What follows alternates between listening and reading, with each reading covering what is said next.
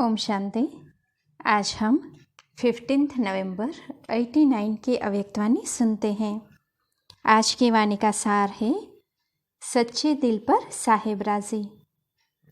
अव्यक्त बाप दादा अपने बच्चों प्रति बोले। आज विश्व की सर्व आत्माओं के उपकारी बाप दादा अपने श्रेष्ठ परोपकारी बच्चों को देख रहे हैं। वर्तमान समय अनेक आत्माएं उपकार के लिए इच्छुक है, स्व उपकार करने की इच्छा है, लेकिन हिम्मत और शक्ति नहीं है। ऐसी निर्बल आत्माओं का उपकार करने वाले आप परोपकारी बच्चे निमित्त हो। आप परोपकारी बच्चों को आत्माओं की पुकार सुनाई देती है, वह स्व उपकार में ही बिजी हो। विश्व के राज्य अधिकारी सिर्फ स्व उपकारी नहीं बनते, परोपकारी आत्मा ही राज्य अधिकारी बनती है। उपकार सच्चे दिल से होता है। ज्ञान सुनाना यह मुख से भी हो सकता है। ज्ञान सुनाना यह विशाल दिमाग की बात है, वह वर्णन के अभ्यास की बात है। तो दिल और दिमाग दोनों में अंतर है। कोई भी किसी से स्नेह चाहते हैं तो वह दिल का स्नेह चाहते हैं। बाप दादा का टाइटल दिल वाला है, दिलाराम है। दिमाग दिल से स्थूल है, दिल सूक्ष्म है। बोलचाल में भी सदैव यह कहते हो कि सच्चे दिल से कहते हैं, सच्चे दिल से बाप को याद करो। यह नहीं कहते कि सच्चे दिमाग से याद करो। कहा भी जाता है सच्चे दिल पर साहेब राजी। विशाल दिमाग पर राजी नहीं कहा जाता। विशाल दिमाग यह विशेषता जरूर है। इस विशेषता से ज्ञान के पॉइंट्स को अच्छी तरह धारण कर सकते हैं, लेकिन दिल से याद करने वाले पॉइंट अर्थात बिंदु रूप बन सकते हैं। वह पॉइंट रिपीट कर सकते हैं, लेकिन पॉइंट रूप में सेकंड में नंबर होंगे। कभी सहज कभी मेहनत से बिंदु रूप में स्थित हो सकेंगे, लेकिन सच्ची दिल वाले सेकंड में बिंदु स्वरूप बाप को याद कर सकते हैं। सच्चे दिल वाले सच्चे साहेब को राजी करने के कारण, बाप की विशेष दुआओं की प्राप्ति के कारण स्थूल रूप में चाहे दिमाग कईयों के अंतर में इतना विशाल न भी हो, लेकिन सच्चाई की शक्ति से समय प्रमाण उनका दिमाग युक्ति युक्त यथार्थ कार्य स्वतः ही करेगा, क्योंकि जो यथार्थ कर्म बोल व संकल्प है वह दुआओं के कारण ड्रामा अनुसार समय प्रमाण वही टचिंग उनके दिमाग में आएगी, क्योंकि बुद्धिवानों की बुद्धि को राजी किया हुआ है। जिसने भगवान को राजी किया वह स्वतः ही राजयुक्त युक्ति युक्त होता है। तो यह चेक करो कि मैं विशाल दिमाग के कारण याद और सेवा में आगे बढ़ रहा हूँ व सच्ची दिल और यथार्थ दिमाग से आगे बढ़ रहा हूँ। पहले भी सुनाया था कि दिमाग से सेवा करने वाले का तीर औरों के भी दिमाग तक लगता है, दिल वालों का तीर दिल तक लगता है। जैसे स्थापना की सेवा की आदि में देखा, पहला ग्रुप सेवा का उन्हों की विशेषता क्या रही? कोई भाषा व भाषण की विशेषता नहीं थी। जैसे आजकल बहुत अच्छे अच्छे भाषण करते हो, कहानियाँ और किस्से भी बहुत अच्छे सुनाते हो, ऐसे पहले पूर्व वालों की भाषा नहीं थी। लेकिन क्या था? सच्चे दिल का आवाज़ था। इसीलिए दिल का आवाज़ अनेकों को दिलाराम का बनाने में निमित्त बना। भाषा मिक्सचर थी, लेकिन नैनों की भाषा रूहानी थी। इसीलिए भाषा भल कैसी भी थी, लेकिन कांटों से गुलाब तो बन ही गए। वह पहले पूर्व के सेवा की सफलता और वर्तमान समय की वृद्धि दोनों को चेक करो तो अंतर दिखाई देता है ना। बात मेजोरिटी की होती है। दूसरे तीसरे पूर्व में भी कोई कोई दिल वाले हैं, लेकिन माइनॉरिटी है। आदि की पहेली अब तक चल रही है। कौन सी पहेली? मैं कौन? अभी भी बाप दादा कहते अपने आप से पूछो, मैं कौन? पहेली हल करना आता है ना? वह दूसरा बताए तब हल कर सकते हो। दूसरा बताएगा तो भी उसकी बात को चलाने की कोशिश करेंगे कि ऐसे नहीं वैसे है। इसीलिए अपने आप को ही देखो। कई बच्चे अपने आप को चेक करते हैं, लेकिन देखने की नज़र दो प्रकार की है। उसमें भी कोई विशाल दिमाग की नज़र से चेक करता है, उनका अलबेलेपन का चश्मा होता है। हर बात में यही दिखाई देगा कि जितना भी किया, त्याग किया, सेवा की, परिवर्तन किया, इतना ही बहुत है। इन आत्माओं से मैं बहुत अच्छी हूँ। इतना करना भी कोई सहज नहीं है। थोड़ी बहुत कमी तो नामी ग्रामियों में भी है। इस हिसाब से मैं ठीक हूँ। यह है अलबेलाई का चश्मा। दूसरा है स्वोन्नति का यथार्थ चश्मा।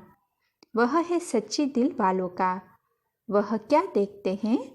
जो दिल वाला बाप को सदा पसंद है, वही संकल्प, बोल और कर्म करना है।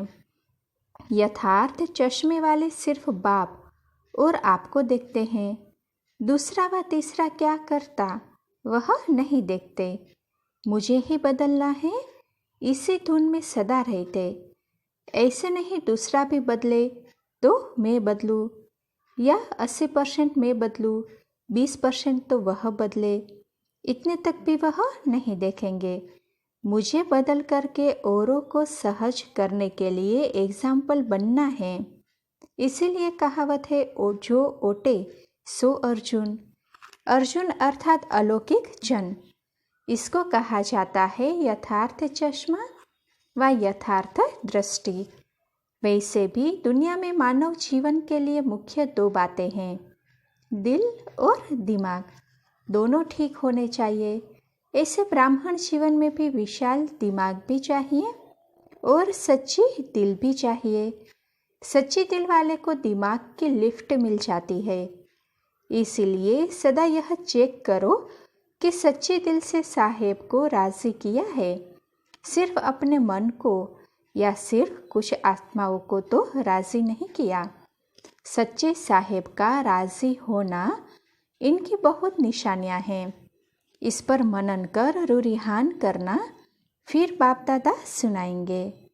अच्छा, आज टीचर्स आगे बैठी है। टीचर्स भी ठेकेदार है। कॉन्ट्रैक्ट लिया है ना, स्वपरिवर्तन से विश्व परिवर्तन करना ही है। ऐसा बड़े से बड़ा कॉन्ट्रैक्ट लिया है ना। जैसे दुनिया वाले कहते, आप मरे मर गई दुनिया, आप नहीं मरे तो दुनिया भी नहीं मरी। ऐसे ही स्वपरिवर्तन ही विश्व परिवर्तन है। बिना स्वपरिवर्तन के कोई भी आत्मा प्रति कितनी भी मेहनत करो, परिवर्तन नहीं हो सकता। आजकल के समय में सिर्फ सुनने से नहीं बदलते, लेकिन देखने से बदलते हैं। मधुबन भूमि में कैसे भी आत्मा क्यों बदल जाती है? सुनाते तो सेंटर पर भी हो, लेकिन यहाँ आने से स्वयं देखते हैं। स्वयं देखने के कारण बदल जाते हैं। कई बंधन वाली माताओं के भी युगल उन्हों के जीवन के परिवर्तन को देखकर बदल जाते हैं। ज्ञान सुनाने की कोशिश करेंगे तो नहीं सुनेंगे, लेकिन देखने से वह प्रभाव उन्हों को भी परिवर्तन कर देता। इसीलिए कहा जाता, आज की दुनिया देखना चाहती है तो टीचर्स का यही विशेष कर्तव्य है, करके दिखाना, अर्थात बदल करके दिखाना। समझा? सदा सर्व आत्माओं प्रति परोपकारी, सदा सच्चे दिल से सच्चे साहेब को राजी करने वाले, विशाल दिमाग और सच्ची दिल का बैलेंस रखने वाले, सदा स्वयं को विश्व परिवर्तन के निमित्त बनाने वाले, स्व परिवर्तन करने वाली श्रेष्ठ आत्मा, श्रेष्ठ सेवाधारी आत्मा समझ आगे बढ़ने वाले, ऐसे चारों ओर के विशेष बच्चों को बाप दादा का याद प्यार और नमस्ते। अच्छा, दिल्ली ग्रुप, सभी के दिल में बाप का स्नेह समाया हुआ है। स्नेह ने यहाँ तक लाया है। दिल का स्नेह दिलाराम तक लाया है। दिल के सिवाय बाप के और कुछ रह नहीं सकता। जब बाप ही संसार है तो बाप के दिल में रहना अर्थात बाप में संसार समाया हुआ है।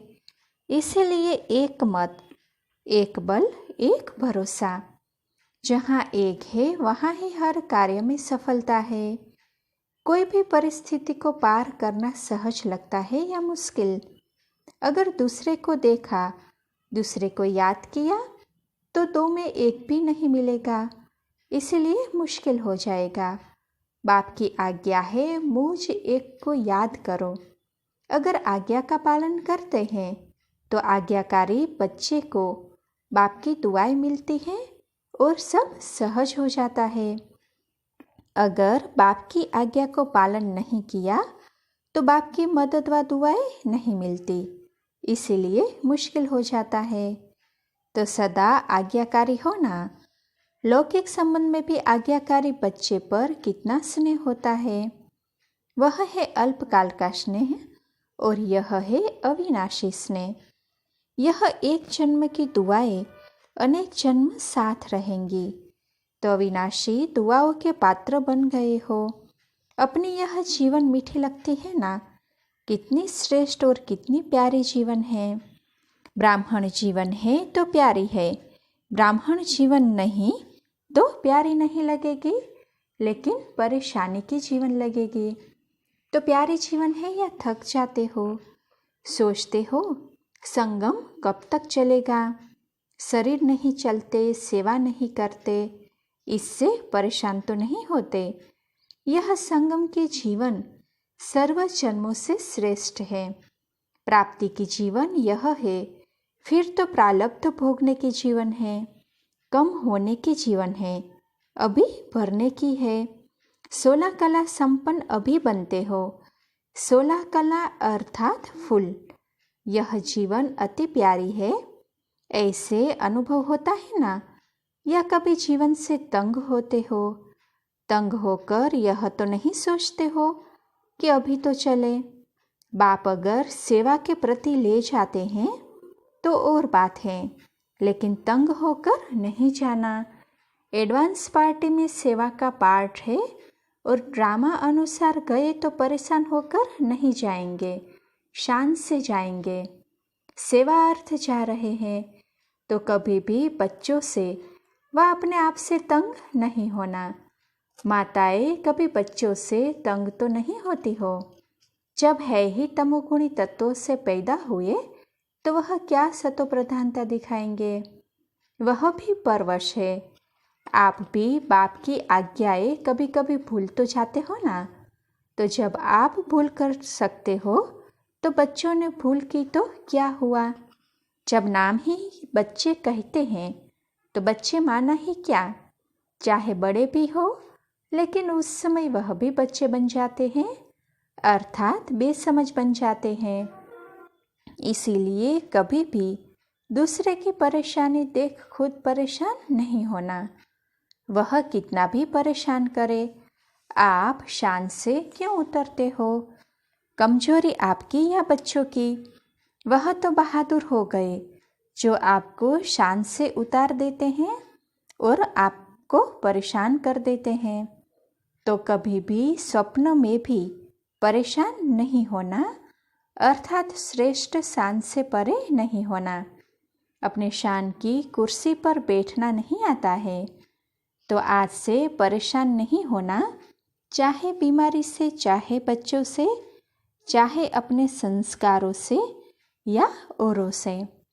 औरों से भी परेशान हो जाते हो ना? कई कहते हैं और सब ठीक है, एक ही यह ऐसा है जिससे परेशान हो जाते हैं। तो परेशान करने वाले बहादुर नहीं बने, आप बहादुर बनो। चाहे 1 हो चाहे 10 हो, लेकिन मैं मास्टर सर्वशक्तिवान हूँ, कमज़ोर नहीं। तो यही वरदान सदा स्मृति में रखना कि हम सदा अपने श्रेष्ठ शान में रहने वाले हैं, परेशान होने वाले नहीं, औरों की परेशानी मिटाने वाले हैं। सदा शान के तख्त नशीन हैं। देखो आजकल तो कुर्सी है, आपको तो तख्त है। वह कुर्सी के पीछे मरते हैं, आपको तो तख्त मिला है। तो अकाल तख्त नशीन श्रेष्ठ शान में रहने वाले बाप के दिल तख्त नशीन आत्मा है। इसी शान में रहना तो सदा खुश रहना और खुशी बांटना। अच्छा, दिल्ली फाउंडेशन है सेवा का। फाउंडेशन कच्चा हुआ तो सभी कच्चे हो जाते हैं, इसलिए सदा पक्के रहना। अच्छा, बॉम्बे ग्रुप सभी शांति की शक्ति के अनुभवी बन गए हो ना।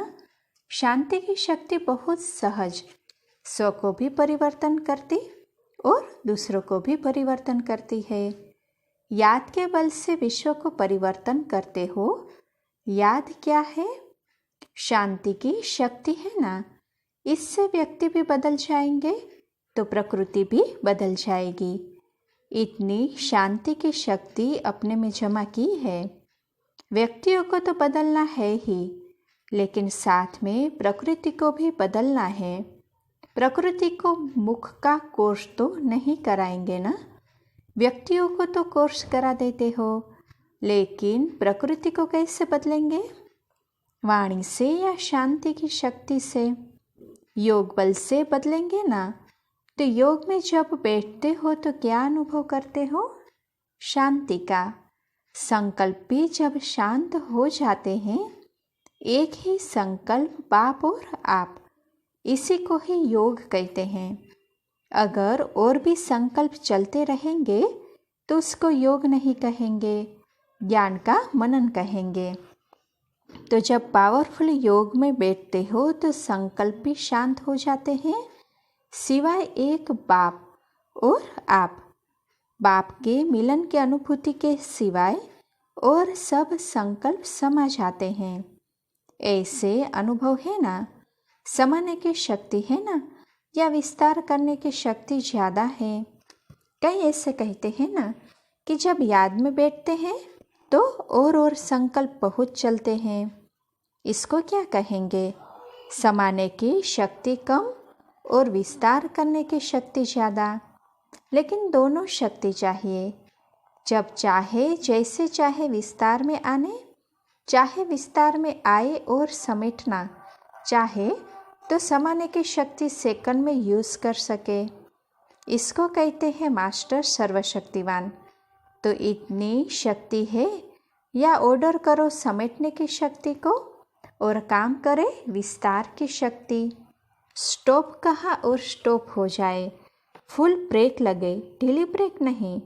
अगर ब्रेक ढीली होती है तो लगाते हैं यहाँ और लगेगी कहाँ?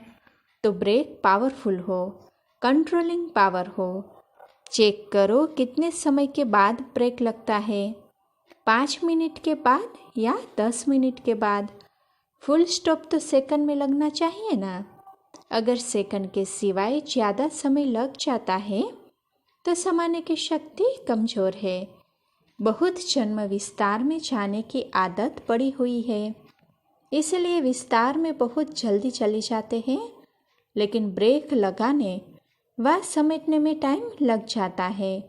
तो टाइम नहीं लगाना चाहिए, क्योंकि बाप दादा ने सुनाया है लास्ट में फाइनल पेपर का क्वेश्चन ही यह होगा, सेकंड में फुल स्टॉप।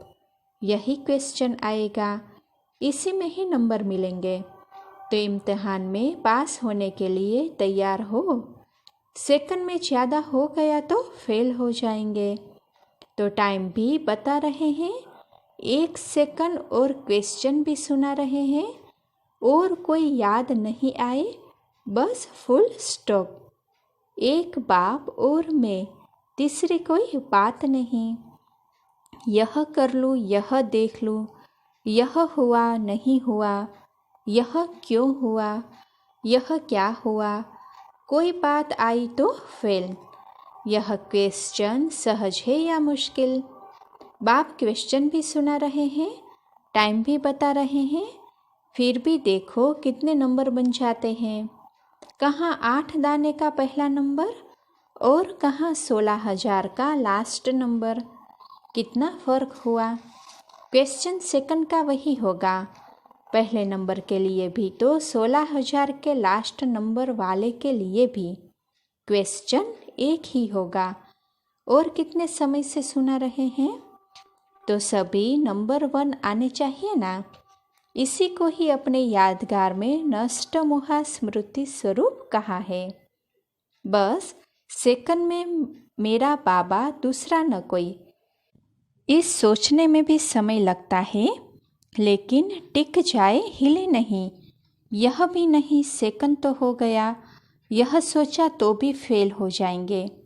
कई बार जो पेपर देते हैं वह इसी बात में ही फेल हो जाते हैं।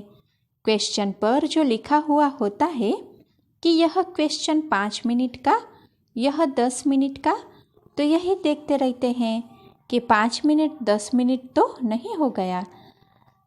समय को देखते क्वेश्चन का उत्तर देना भूल जाते हैं। तो यह अभ्यास चलते फिरते बीच बीच में करते रहो। कोई भी संकल्प न आए, फुल स्टॉप कहा और स्थित हो गए, क्योंकि लास्ट पेपर अचानक आना है। अचानक के कारण ही तो नंबर बनेंगे ना, लेकिन होना 1 सेकंड में है। तो कितना अभ्यास चाहिए। अगर अभी से नष्ट मोहा है, मेरा समाप्त है, तो फिर मुश्किल नहीं है, सहज है। तो सभी पास होने वाले हो ना। जो निश्चय बुद्धि है उनकी बुद्धि में यह निश्चित रहता है कि मैं विजयी बना था, बनेंगे और सदा ही बनेंगे। बनेंगे या नहीं बनेंगे यह क्वेश्चन नहीं होता है। तो ऐसे बुद्धि में निश्चित है कि हम विजयी हैं। लेकिन बहुत काल का अभ्यास जरूर चाहिए। अगर उस समय कोशिश करेंगे, बहुत काल का अभ्यास नहीं होगा तो मुश्किल हो जाएगा। बहुत काल का अभ्यास अंत में मदद देगा। अच्छा, बॉम्बे को सबसे ज़्यादा प्राप्ति की सीट कहते हैं। बिजनेस की सिटी है ना, तो बिजनेस माना प्राप्ति। ब्रह्मा बाप ने भी नवदेव सार का टाइटल दिया है। इसका भी अर्थ है प्राप्ति का देश। तो बाप के संसार में बॉम्बे वाले इसमें भी नंबर 1 है ना। जरा भी कमी न हो, सब में भरपूर। खाली होंगे तो हलचल होगी, भरपूर होंगे तो अचल होंगे। तो सदा इसी वरदान को याद रखना कि सदैव सर्व खजानों से संपन्न अचल अडोल रहने वाली आत्मा है। माया को हिलाने वाले हैं, स्वयं हिलने वाले नहीं। माया को सदा के लिए विदाई देने वाले हैं, सदा मौज में रहने वाले हैं। मौज से उड़ते चलो, मूंझते हुए नहीं। मौज से उड़ते चलो, मूंझने वाले तो रुक जाएंगे। अच्छा, वारंगल ग्रुप, अपने को सदा डबल लाइट अनुभव करते हो। जो डबल लाइट है उस आत्मा में माइट अर्थात बाप की शक्तियाँ साथ है। तो डबल लाइट भी हो और माइट भी हो। समय पर शक्तियों को यूज़ कर सकते हो या समय निकल जाता है, पीछे याद आता है। क्योंकि अपने पास कितनी भी चीज़ है, अगर समय पर यूज़ नहीं किया तो क्या कहेंगे। जिस समय जिस शक्ति की आवश्यकता हो उस शक्ति को उस समय यूज़ कर सके, इसी बात का अभ्यास आवश्यक है। कई बच्चे कहते हैं कि माया आ गई। क्यों आई? परखने की शक्ति यूज़ नहीं की तब तो आई ना। अगर दूर से ही परख लो कि माया आ रही है तो दूर से ही भगा देंगे ना। माया आ गई, आने का चांस दे दिया तब तो आई। दूर से भगा देते तो आती नहीं। बार बार अगर माया आती है और फिर युद्ध करके उसको भगाते हो तो युद्ध के संस्कार आ जाएंगे। अगर बहुत काल का युद्ध का संस्कार होगा तो चंद्रवंशी बनना पड़ेगा। सूर्यवंशी बहुत काल के विजयी और चंद्रवंशी माना युद्ध करते करते कभी विजयी कभी युद्ध में मेहनत करने वाले। तो सभी सूर्यवंशी हो ना। चंद्रमा को भी रोशनी देने वाला सूर्य है, तो नंबर 1 सूर्य कहेंगे ना। चंद्रवंशी को 2 कला कम है, 16 कला अर्थात फुल पास कभी भी मनसा में, वाणी में या संबंध संपर्क में, संस्कारों में फेल होने वाले नहीं। इसको कहते हैं सूर्यवंशी। ऐसे सूर्यवंशी हो। अच्छा, सभी अपने पुरुषार्थ से संतुष्ट हो। सभी सब्जेक्ट में फुल पास होना, इसको कहते हैं अपने पुरुषार्थ से संतुष्ट। इस विधि से अपने को चेक करो।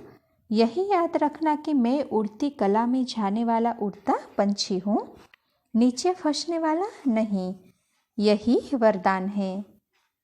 अच्छा, ओम शांति।